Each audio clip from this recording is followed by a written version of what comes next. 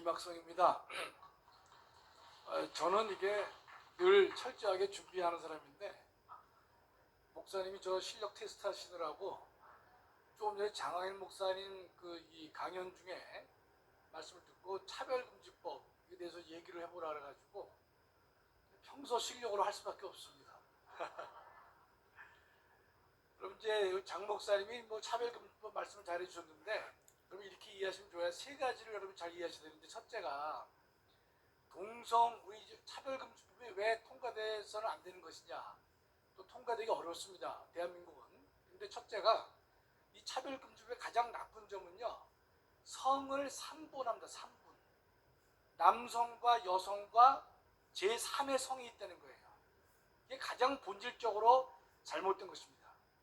영어로 표현하면 섹스와 젠더가 있는데, 여러분 혹시 젠더란 단어를 많이 쓰는 사람들은 수상한 사람들이에요. 왜냐면 이 섹스는 생물학적 성이에요. 남성 아니면 여성인데, 젠더라고 해서 사회적 성이라 그래가지고 남성과 여성 이외에 제3의 성이 있다라고 주장하는 사람들이 대부분 다 그런 입장에 쓰는 것이에요. 차별금지법은 성을 3분하고 있거든요. 우리 헌법에 어긋납니다. 왜 어긋나느냐? 한번 찾아봐 주실래? 헌법 36조 1항. 36조 1항이요. 자, 우리 하나님께서는 정말 우리에게 귀한 조문을 남겨주셨어요. 이 36조 1항인데 다 같이 보겠습니다. 혼인과 가족생활은 개인의 존엄과 양성의 평등을 기초로 성립 유지해야 하며 보장한다, 이렇게 돼 있잖아요. 포인트가 뭐냐? 양성의 평등이에요. 양성의 평등. 그러니까 우리가 이 혼인과 가족생활은요, 반드시 양성이 만나야만 된다고 우리 헌법이 못을 받고 있습니다. 이 조문은요, 건국 때부터 있었거든요. 이승만 대통령 당시부터 이 조항이 들어가 있었습니다. 원래 이 조항은요, 독일의 바이마르 헌법을 본땄어요. 그러니까 독일의 바이마르 헌법은 양성평등이라는 말을 썼었는데, 독일은 현행 헌법에서는 양성평등을 뺐습니다.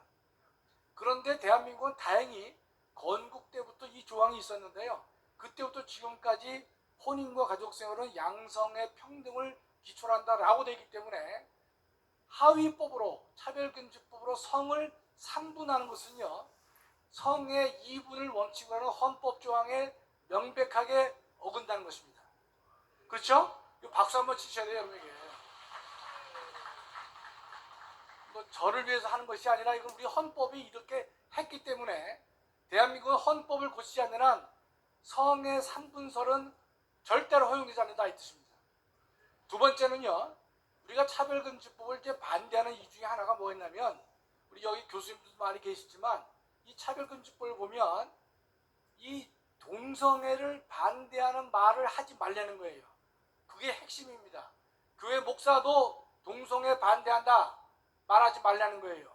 학교에서도, 중고등학교 교사들도 그렇고 교수도 마찬가지고 신학교에서도 교수에게 동성애 비판 발언을 하지 말라는 겁니다. 그게 가장 나쁜 점이에요. 그러면 쉽게 설명하면요, 동성애를 지지하는 발언은 허용한다는 뜻이죠. 그렇죠?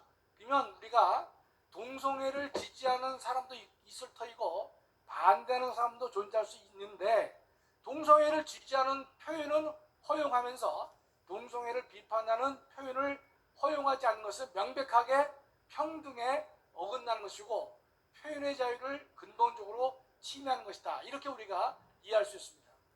더욱더 중요한 것은 위험한 것이 하나 있는데, 이 차별금지법을 보면 성별 정체성이라는 단어가 나와요. 좀 여러분 바로 이해가 잘 안 되는 건데, 성별 정체성은 뭔가면, 제가 남성 아닙니까? 남성인데 오늘 나는 여성이라고 생각돼. 여성이라고 생각돼서 내가 여성이라고 선언하면요, 저를 여성으로 봐줘야 된다는 뜻이에요. 여러분 근데 웃으시죠? 예. 지금 이미 캐나다에서, 호주에서, 미국에서는요, 성별 정체성을 인정하고 있어요. 최근에 예를 하나 들어드릴게. 캐나다에서 역도 선수 대회를 했는데 그동안에 모든 여성 대신에 누가 1등을 해왔느냐? 성전환 수술한 여자가 역도에서 한 7년간을 우승했습니다. 그러니까 똑같은 여자인데 이 여자는 그래도 성전환 수술을 했어요. 그러니까 원래 남자였다가 근육이 좋았겠죠. 그런데 성전환 수술을 한 여자예요. 그러니까 이건 일단은 법적으로는 여자가 맞아요. 근데 이 여자가 남성에서 여성으로 왔기 때문에 근육질이 좋아서 캐나다 전체 역도 선수에서 늘 1등을 해왔어요. 근데 가장 최근에 어떤 일이 벌어졌냐면 그놈은 남자야, 남자. 남자인데 자기가 여자래. 성전환 수술 안 했어요. 안 했는데 본인이 자기를 여자라고 선언했어요. 그리고 역도에 들어갔어요. 역도에. 그러니까 7년간 성전환 수술을 한 사람보다 40kg를 더 드는 거예요. 인연인지 이놈인지 모르겠어요. 저는.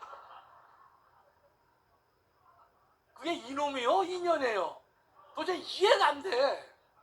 자, 다시 정리해드려요. 캐나다에서는 역도에서 캐나다 전체 제가 지어낸 얘기 아닙니다.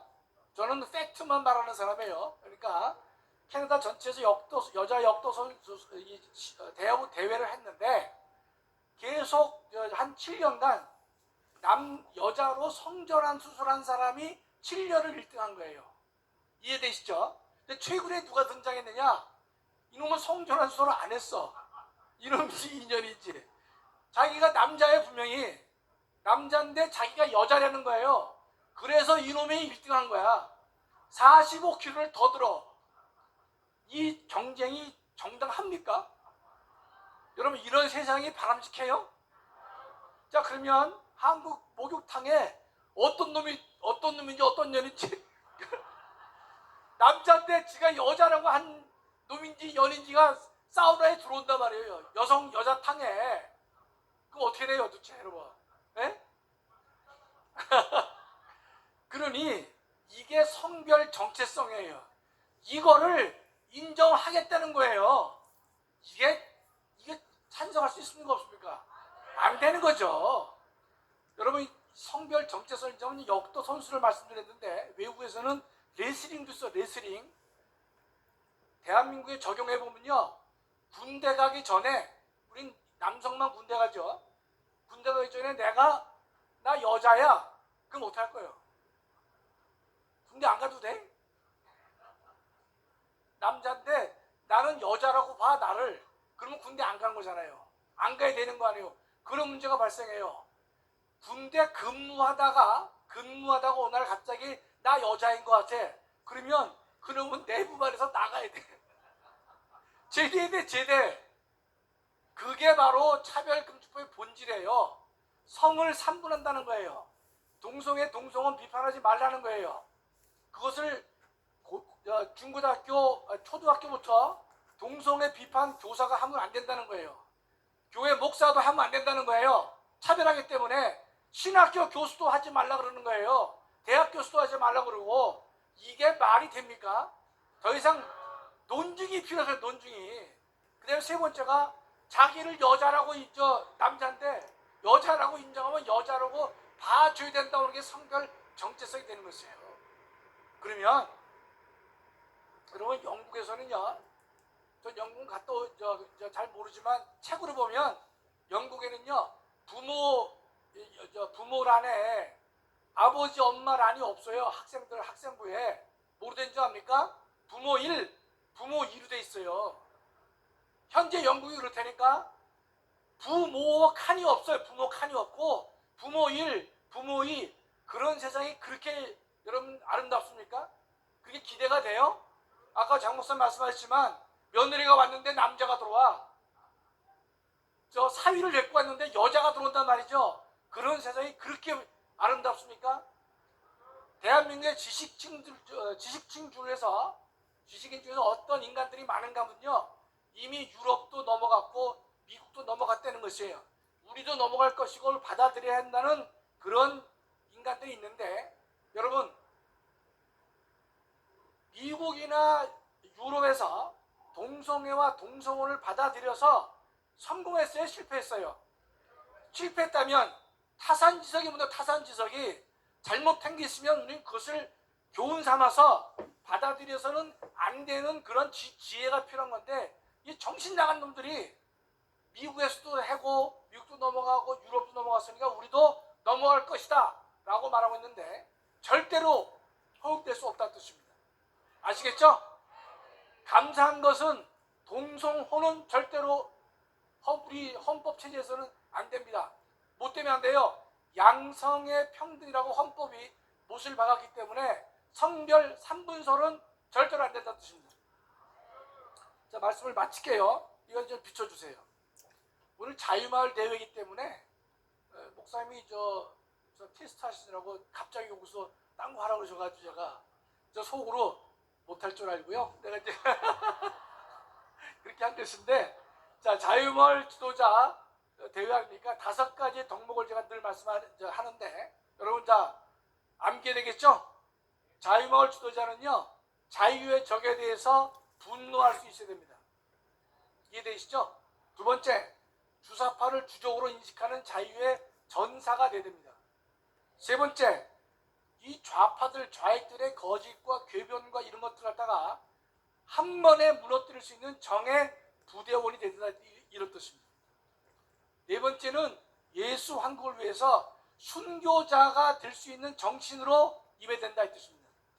다섯 번째는요, 자유통일을 위해서 제일 앞장서는 선봉자가 되어야 될 것이다.